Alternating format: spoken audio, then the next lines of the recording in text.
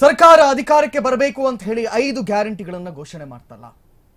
5 ಗ್ಯಾರಂಟಿಗಳು ಇವತ್ತಿನ ಸ್ಥಿತಿಗತಿಗಳು ಯಾವ ರೀತಿ ಇದೆ, ಈ ವಿಚಾರದ ಕುರಿತಾಗಿ ನಾವು ಚರ್ಚೆ ಮಾಡ್ತಾ ಹೋಗ್ತೀವಿ. ನಿಮ್ಮ ಕರೆಗಳನ್ನು ಕೂಡ ನಾವು ಸ್ವೀಕರಿಸ್ತೀವಿ.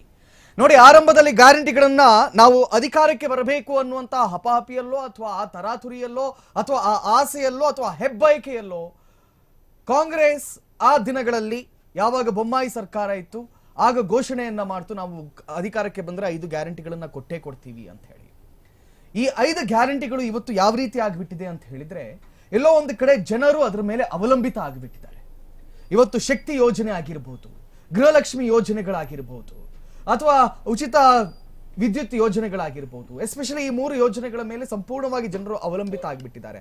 ಆದ್ರೆ ಇದೀಗ ಸರ್ಕಾರದ ಹತ್ರ, ಮಲ್ಲಿಕಾರ್ಜುನ್ ನಾವಿಲ್ಲಿ ಚರ್ಚೆ ಮಾಡಬೇಕಾಗಿರುವಂತ ವಿಚಾರ, ಇದೀಗ ಸರ್ಕಾರದ ಬೊಕ್ಕಸದ ಹತ್ರ ದುಡ್ಡಿಲ್ಲ. ಹೌದು, ಹಂಗಂತ ಹೇಳಿ ಇದನ್ನ ಸ್ಟಾಪ್ ಮಾಡುವಂತ ಆಲೋಚನೆಯನ್ನ ಅವ್ರು ಯಾವತ್ತೂ ಮಾಡಬಾರ್ದು ಅಂತ ಹೇಳಿ.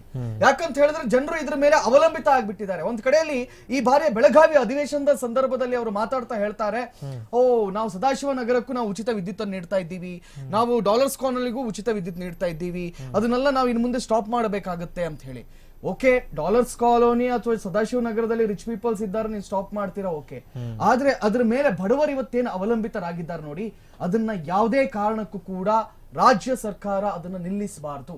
ಇದು ಇವತ್ತು ಆರ್ಮ್ಯಾಕ್ಸ್ ಕನ್ನಡ ಒಕ್ಕೊರಲಿನಿಂದ ಈ ಒಂದು ಧ್ವನಿಯನ್ನ ನಾವು ಸರ್ಕಾರದ ಎದುರಿಗೆ ಇಡ್ತಾ ಇದ್ದೀವಿ. ಜನರ ಧ್ವನಿಯಾಗಿ ನಾವು ಈ ಮಾತುಗಳನ್ನು ಆಡ್ತಾ ಇದ್ದೀವಿ.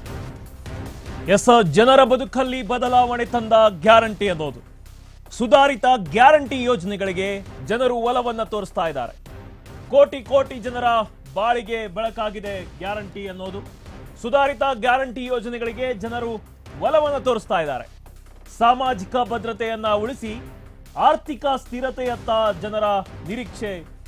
ಗ್ಯಾರಂಟಿ ಯೋಜನೆಯನ್ನ ಸ್ಥಗಿತಗೊಳಿಸದಂತೆ ಜನರು ಅಭಿಪ್ರಾಯವನ್ನ ವ್ಯಕ್ತಪಡಿಸಿದ್ದಾರೆ.